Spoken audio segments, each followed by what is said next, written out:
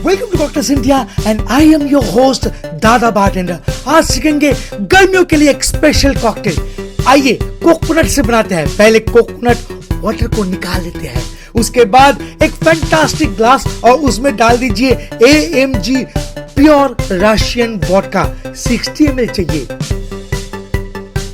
अब थोड़ा सा मिंट लीव जो रिफ्रेशमेंट देगा इस कॉकटेल को, थोड़ा टैप कर लीजिए और अंदर डाल दीजिए। उसके बाद कटा हुआ ग्रेप्स, जी हाँ ब्लैक ग्रेप्स को मैंने यूज किया, डाल दीजिए अंदर में इसको सेक्सीफाई करने के लिए।